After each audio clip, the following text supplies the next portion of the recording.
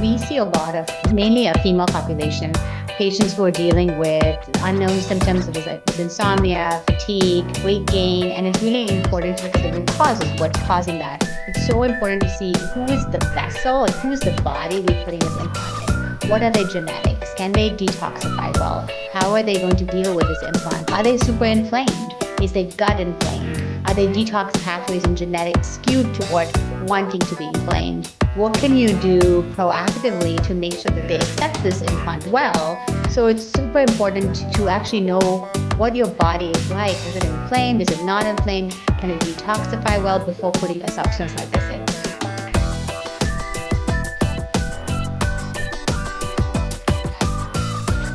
I have a special guest on the show, Dr. Shilpa Sayana. Dr. Sayana is a triple board certified MD in internal, obesity, and functional medicine. She has been in private practice for over a decade serving the greater Los Angeles community. She is an expert in training women dealing with perimenopause and menopause, optimizing their hormones, energy, and weight, especially if they've been told that their labs are normal. She helps them reclaim their balance and feel like themselves again by using the Sayana Medical Roadmap. She has been recognized by her peers by being nominated for the most humanistic intern/resident award in all 3 years of medical residency, and by her patients by receiving the Best Doctors Women's Choice Award in 2023. We look forward to everything she can share with us today on the show. Welcome, Dr. Sayana. Today, you all have probably heard of her and her work with perimenopausal and menopausal women. We were just talking offline about a number of topics. But one of the things in our health entrepreneur groups that we're in, or in our spaces where we're dealing with integrative providers and functional medicine providers, is on intake forms, making sure that they understand if a patient has like a dental implant, a breast implant, implant, hip, cardiac, whatever it is, having an implant has a lot of it heightens my awareness, obviously, because of what I do. But I also used to help take care of other patients with other implants and other problems that may have been related to them. And so I'm glad that you said on your intake you're asking this. So let's kind of get your take on, what is, my patient population, which are folks with implants or dealing with chronic inflammation, and maybe tips and tricks to help with their perimenopausal symptoms. Absolutely. So, thanks for having me here, by the way. And we see a lot of mainly a female population, patients who are dealing with unknown symptoms, such as insomnia, fatigue, weight gain. And it's really important to look at the root causes, what's causing that. But I would say specifically around implants of any sort, it's so important to see who is the vessel, like who's the body we're putting this implant in. What are their genetics? Can they detoxify well? How are they going to deal with this implant? Are they super inflamed? Is their gut inflamed? Are their detox pathways and genetics skewed toward wanting to be inflamed? What can you do proactively to make sure that they accept this implant well and thrive in it? Because there are a lot of people who do okay with breast implants or implants in general, but there's a subset that doesn't.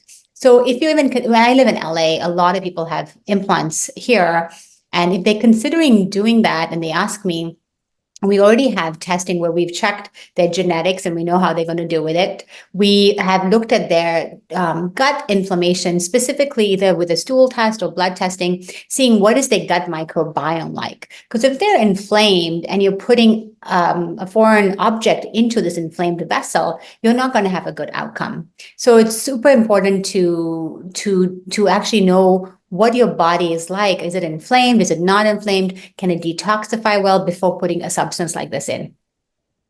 Yeah, I think, that is in alignment with our program, and certainly the way we discussed and wrote my book Sharp is we're trying to make sure that from a preparation standpoint, you understand genetics and how someone detoxifies, because I always kind of joke around like you can't pick your parents and you can't outrun a bad diet, because those things are inherently going to affect us, as well as, I always prioritize sleep kind of above everything else in my recovery program, because if you can't get enough sleep, then all the things that, we talk about from a hormonal standpoint don't ever happen.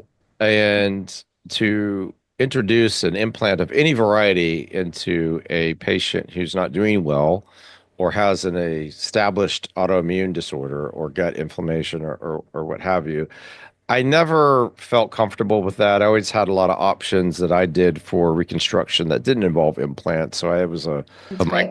microsurgeon for almost 20 years before I stopped because my neck had had enough of the operating room Mhm. microscope and its positioning.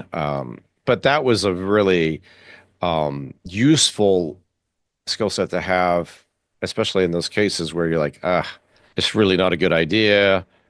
Patient's already got, Sjogren's, or they already had some other issue, and I just use that as an example, but or Hashimoto's or something, whatever. You can. Yeah, and so many people are living with like unknown amounts of inflammation. Like we don't, as a traditional internist, I'm not like, in my previous life before functional integrative medicine, we weren't checking these kind of labs. You came in for your physical, we did like a tiny subset of labs, and those were normal, hence you were normal. But there's so many of our patients who we see now where we just check a battery of tests and say, okay, you can't sleep and you're losing hair. Let's just check everything. And we find a lot of people have hidden autoimmune markers that are elevated, like Hashimoto's or positive ANA. And we've had really good success in terms of reversing those antibodies or at least limiting them so they're not having it's disease without progression. And then once you've optimized all of that, that's the perfect time to consider having a foreign object inside of yourself. And then a lot of times with what you're doing, we have patients who come in here in the perimenopause, menopause time, and we've really optimized everything we can. And then suddenly they're not getting any better. Like they've gotten somewhat better, but not fully better. And then when we think about the fact that, they had an implant, could they have this? And could it have been breast implant illness all along, but we just never recognized it? Yeah, it was interesting. I was on a panel a couple of years ago, and it was a report came out. It said 48% were reported to have bacterial contamination, or if you want to think of like a biofilm. Mm. And I thought that was extremely high. And in my experience, I thought it was more of, a roughly 35%-ish. And then last year we published a paper that it actually, when you looked at our sample that we submitted for examination, it was about 600 in size. So 600 explant specimens were examined, and 29% had bacterial contamination with, in our experience, Staph, Epi, and Cutibacterium acnes. Cutibacterium acnes was above Mm. Staph Epi in our study, and then in others, it's been Staph Epi. Both readily produce biofilm. So Right. it's not surprising because if you look in orthopedic literature, people who have shoulder replacement surgery, one of the uh, biggest problems is Cutibacterium acnes in terms of infections, because Cutibacterium acnes, or used to be called proprion bacteria, is found in very high concentrations on the shoulder, chest, neck, and facial skin. And so, like, none of this is that complicated. I think the issue that we run into from a provider standpoint is, and I'll say this like I always do on every appearance or show I do, is I don't envy a provider trying to figure out what's wrong with the patient in this situation. Because Right. and if they haven't asked about an implant, hip, knee, breast, dental, cardiac, neural, whatever it may be, Right.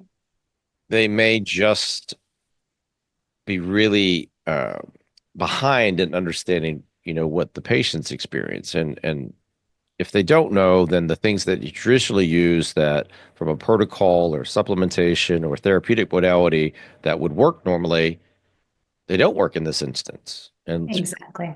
to your point, chronic inflammation like this, where the implant's involved and it's really ramped up, there's studies to show now that oxidation of oleic acid in the breast tissue leads to oxylipin 10 home, which downstream in the immune system causes a polarization of macrophages. A lot of fancy words for it.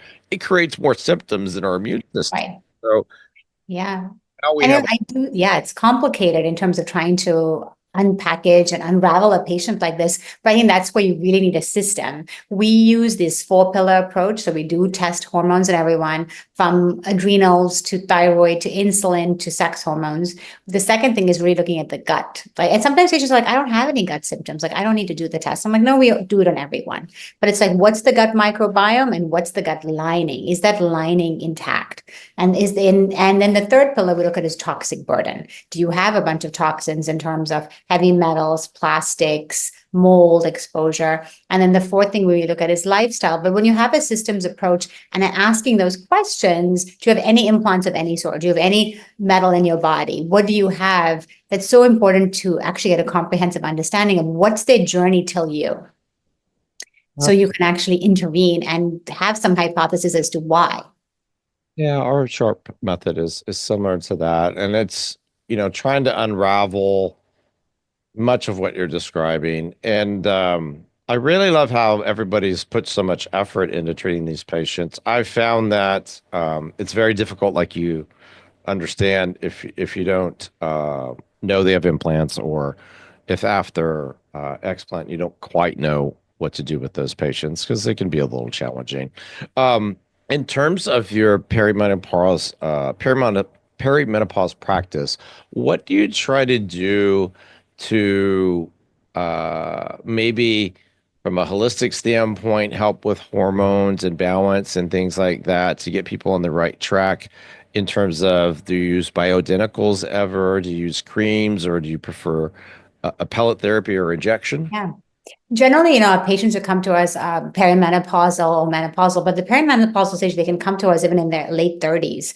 And at some time in that phase, it's really looking at what's going on with the other hormones. So I think about it more as think about it as an axis. So your adrenals are like the grandparent, and then the thyroid is the mom or the dad or the parent, and then the ovaries and the testes are the grandchild. As in regular traditional medicine, as you know, we look at the sex hormones, we look at the thyroid, but we hardly look upstream as the adrenals. But if you focus on the grandparents and the adrenal glands and work on what's addressing that in terms of stress, anxiety, inflammation, we generally see the thyroid get much better and the sex hormones improve. So we'll try all kinds of natural approaches first. What can we do in terms of improving that access? What can we do in terms of inflammation? What can we do in terms of gut health? What can we do in terms of improving toxic burden? And just by doing that, I would say 30% of patients feel markedly better.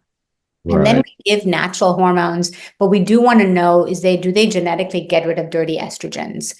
And we do check genetics for that. And so we ginger about giving people estrogen right off the bat. We start with things like progesterone to help with sleep, or natural supplements that increase progesterone, like vitamin C, Chaseberry Vitex. And then we move on to testosterone. And both men and women lose testosterone, and giving a tiny amount of topical testosterone can help them with energy, memory, libido, and muscle making capacity. And then we move on to estrogen. But a big protein that is often overlooked is something called the sex hormone binding globulin.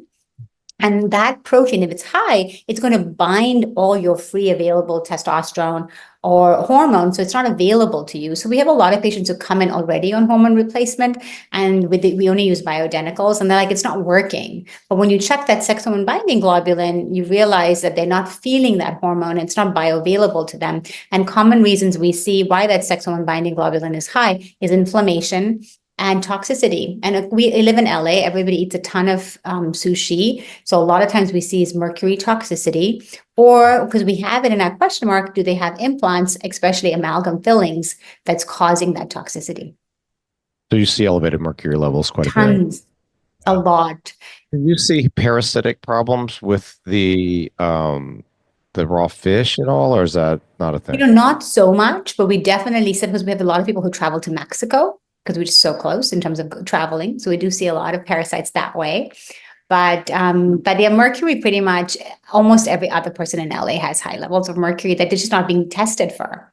And that mercury is like, it mimics estrogen in terms of how it works. So people can have headaches, be anxious, have insomnia, have a bloated belly, all due to high mercury levels. And they didn't know that genetically they don't detoxify well. And they keep eating and being exposed to the toxin. And so for those kind of people, we really want to clean up all that stuff before considering an implant. And if they have an implant and already are inflamed, that kind of toxin can exacerbate it.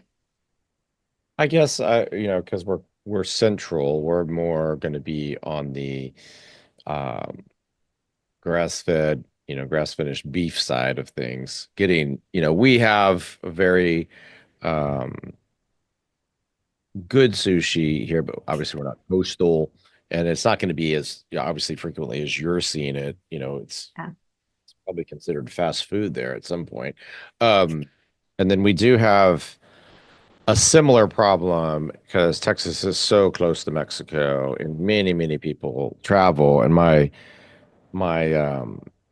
uh, common thing is to ask them like, where do you go, for holiday or spring break, or are you going to Cabo? And it's a Right? very common problem, and it really underappreciated, probably Yeah. in the community at large, the medical community. I mean, I think about it all the time now. It's just like parasitic problems from travel and mold toxicity from living in an old, Yeah. like where you went to school, Hmm.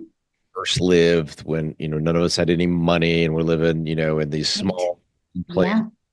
multiple roommates, and those just environments are bad. They really are. And I don't think people appreciate LA having a lot of mold, but it does because we've had a bunch of rain over the past couple of years. Well, not this year, but we have. And there our quality of roofing isn't that great of old homes. And there has been a lot of mold exposure. And the one thing with mold, especially thinking about hormones, is we do find people who have a high levels of Zeleron with a Z, and the Zeleron mimics estrogen.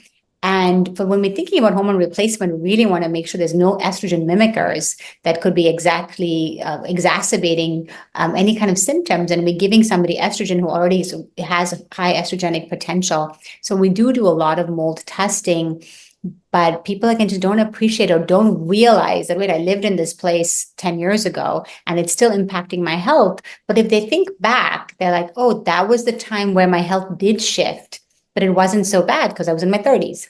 It is very interesting how when you point that out to people, it's like it's a little bit of cognitive dissonance in that you moved Right. away from someplace, and so now everything's magically better. Yes. Of course, you and I know it's not the case. So No, it's the it's not. place, and you're incapable of detoxifying. We all talk about the bucket analogy, but you Yeah. reach, your point, your capacity, and then, Yeah. maxed, and you become more and more symptomatic. Your inflammation is more than you could cope with. And so just because you moved from LA to Austin, which is, Yeah. pounds, Right. it's Yeah, big. I mean, even just, I grew up in Southern Africa where my genetics don't detoxify well, but there was no industry there. So I didn't have any major medical issues. But my kids are growing up in LA where there's tons of toxins, and LA is considered one of the most polluted cities now. And they do have health issues and, it affects their lungs or affects their hormones. But toxins are just everywhere. But unfortunately, our conventional medicine hasn't got there yet in terms of saying, oh, this is a toxic issue and this is what needs to be done. And that's why you have to spend the time with the patient to figure out where have they lived, what did they habits, what did they do, and they may not even be aware of a toxic exposure. So you brought up, I'm glad you brought that up in terms of air quality. I think that's like one of the most underappreciated problems that I see. We live in Central Texas and Austin specifically in the Hill Country, and it has very high mold, very high cedar, very high oak. Because it Mm, normally, like today, once again, I said it froze, but normally year round, the trees are producing pollen. It's a mm, very difficult environment for folks who have reactive airway disease or have yeah. allergies. And every time someone moves from LA or the Bay Area and they're like, oh my gosh, I got all these allergies. I'm like, no, you didn't just magically develop a bunch of allergies. It's, the climate here is such that people want to leave their windows and doors open all the time. And so now you Mm, have this rush in of all of the, allergens, if you want to think of it like that, the pollutants that are in the air, and your HVAC system, your home system can't cope with it. And so we're always talking about using, additional air filtration. We use Jasper and IQ Air, and these things are very aggressive in terms of controlling your air quality so that what you're taking in is Right. high quality as can be. Exactly. I mean, we just had these horrific fires in LA over the past 10 days, and I've had patients whose just genetics don't detoxify at all. And they finally are better. Finally, things are stable but fragile. And suddenly now they have like another upper respiratory infection. I was like, you need to leave or have these really high air quality, but multiple filters going on where are they able to really limit your exposure or not go out at all. But I think it's important to actually have that knowledge that you don't detoxify well, so you could pick a place to stay that actually has better air quality. However, where we are right now, it's air quality is such a premium, and clean water, clean air, those basic things are becoming inaccessible. Yeah, it is interesting. There's been such a effort made to understand filtered water. I mean, like Right. it's been beaten into your head. There's so much Yeah. emphasis on it. And it's Right. that gosh, I can't remember the little animated movie that talked about bottled air, but the air Hmm. Yeah. really like you just wait. I guess when you go to altitude, they give you, or you can buy bottles of True. uh Have a didn't think about it. kind of feel like they've been Yeah. rolling around with those. It's probably a good idea, especially now. I mean, they're like, oh no, the air quality is not bad, but we're not measuring. We had all these fires and we had a bunch of flame retardant, everywhere. And the flame retardant has high levels of cadmium, lead, antimony, all these heavy metals. Nobody's really testing in regular medicine or measuring as the air quality. And these are what kids have gone back to school and are breathing in. And with the impact of this, cadmium's half-life is 16 years. So it's going to be in your system for so long, and that same little girl might grow up and get an implant and have these toxins in her body where, she didn't have the benefit of knowing to have a clean body and a clean vessel and what you've been exposed to before doing such a procedure. That's a great point. That is going to have so many downstream effects for so long. It's a terrible situation. The what are your tips or tricks then, given obviously where you are in Los Angeles? And I think everybody listening should just understand your environment's not getting to be any safer. It doesn't matter where you're living. Right. Let's let's listen to Dr. Shilpa, and what she recommends is some things that are takeaways that will be that you can utilize on a day-to-day basis to just help yourself protect yourself, if you will, from the environment. Yeah, I would say the most important things are making sure that your gut's working and you're not inflamed. I'd say most of America, a lot of our patients are constipated. Like you really have to be eliminating. And how do you detoxify? By peeing, pooping, and sweating. And a lot of patients aren't sweating. Like this whole concept of like going to the sauna or exercising till you sweat is just lost. And if you don't detoxify well, or just to be safe, it's a good idea to, at the local gym or the YMCA, to try and go into a sauna and go slowly so you can acclimate to sweating, but open up the sweat channels. But my patients who don't detoxify well don't sweat well. And it's important to like wake up those channels so you can start sweating. Make sure your gut's in good working order. So sweating, pooping, and make sure you're hydrating. Like a lot of us are just very dehydrated. We don't take the time to drink water. And I have a lot of executives who are like, I have to go to the bathroom all the time. I'm not going to drink. But you have to drink. You have a human body. Right. I have the converse of this. I have people drinking too much free water. Uh, Mm, that creates so for everybody listening, my patients know this. So when you have surgery, you get a big burst of cortisol release, and that turns on your thirst center, and you want to drink more because your body's trying to part of the inflammation cascade is that. So what I try to do, Dr. Shipla, is I fake out the body and I tell them, okay, you can drink your Stanley if and only if you do these things. You're going to have mm, to add protein to it or amino acids to it. So you're not drinking straight free water because we know in right. this setting we don't want that. Yeah, It's just going to leak out into the tissues because that the makes sense. pressure. So we're trying to Yeah, fully do this in a way that promotes rest and recovery, gets people in the parasympathetic state in a we want anabolism or yeah. catabolism. So Exactly. I think for us, our biggest challenge in our patient population here in LA is I have a lot of like vegan, vegetarian patients who just don't get enough protein. And so I can't imagine that must be a challenge for you just in terms of recovery. You need protein. for us, the way we've tried to navigate that is the amino acids are vegan, basically. Right. And the protein source that we prefer to use is in my line is based on pea protein. Mm, So I've tried to, and for everybody listening, I do this just like Dr. Shilpa does. It's just trying to be very careful about what she's recommending and trying to keep I try to keep the ingredient list very low. yeah, that's key. More things in there, the more worried I get because Exactly. fillers and things like that. So a gram of protein per pound of body weight is kind of the minimum for us in the post period, and that's very hard, like you said, for vegan and vegetarian clients. That's way more than they're used to taking in a given Right. time frame. But you will swell more and you will stay swollen longer because Mm, your body, your liver, your GI tract, your kidneys will not be able to manage the post-operative period well if you're not increasing your dietary protein, which just to keep it simple, say affects your yeah. fats. Right.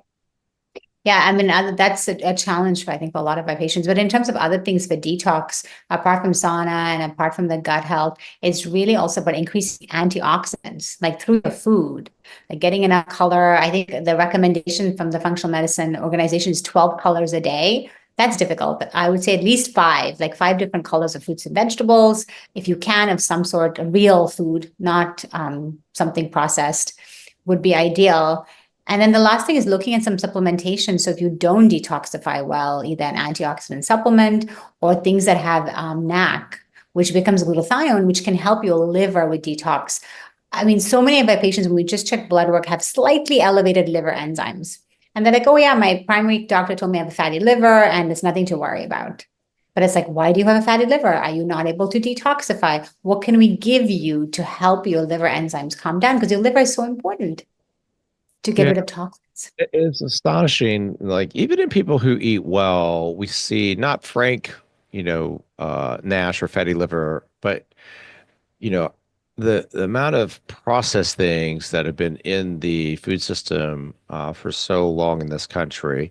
I mean, hopefully that will change. I'm not going to hold my breath on Yeah, that. But I think in general, don't eat anything that, or be mindful of things that have labels because that's not really food. Food doesn't taste. exactly.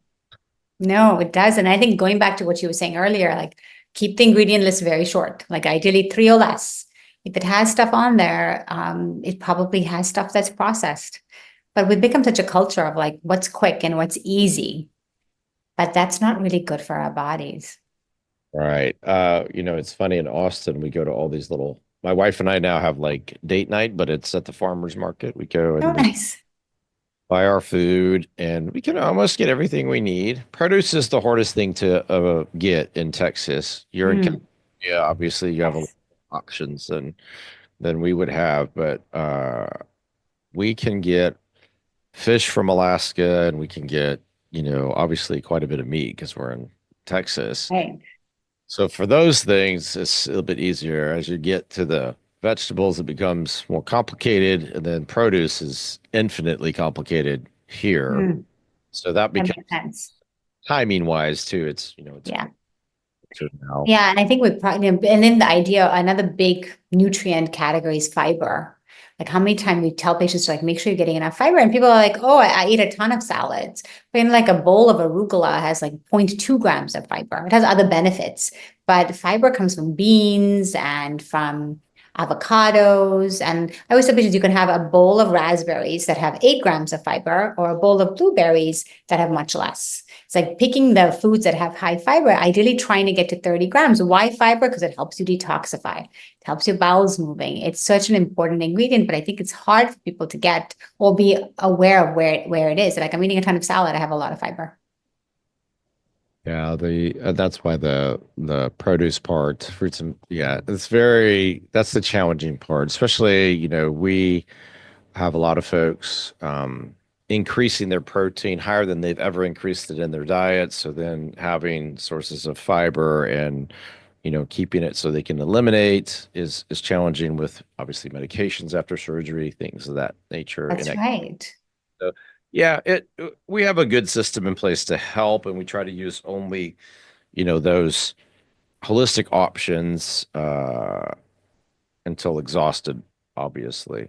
Um, if folks want to find you and work with you, do you do virtual as well as in person? Yes, we are. We do a lot of virtual, but we are licensed on, I'm only licensed in California. So they would have to come, the initial appointment has to be in person. We are looking to expand that in many states, but we have demand here. Just trying to keep up with patients here and make sure that we are comprehensive, at least see somebody once in person and examine them. And most patients come to us for hormones, but they come to us a lot for like longevity medicine and well, kind of healthy aging. So we end up taking the care of the whole person. So a lot of times we do see people in person, and then once they see us once, we can manage their care for the whole year without seeing them. So yeah, telemedicine has been amazing. Well, I have a lot of listeners across the country, including California. So let them know where they can find you. Yeah, you could easily find us at sayanamedical.com. So SAYANA medical.com. And then when on the front page, there's like work with us, and you could click on that and you would get scheduled to see a discovery call person, and then very soon with me. All right. Thank you. Thank you so much for coming on. I'm glad we were able to get together and chat today. I really Yes. Thank you so much for having me, and take care. And hopefully this year will be a good one for all of us, and these fires will finally stop in LA.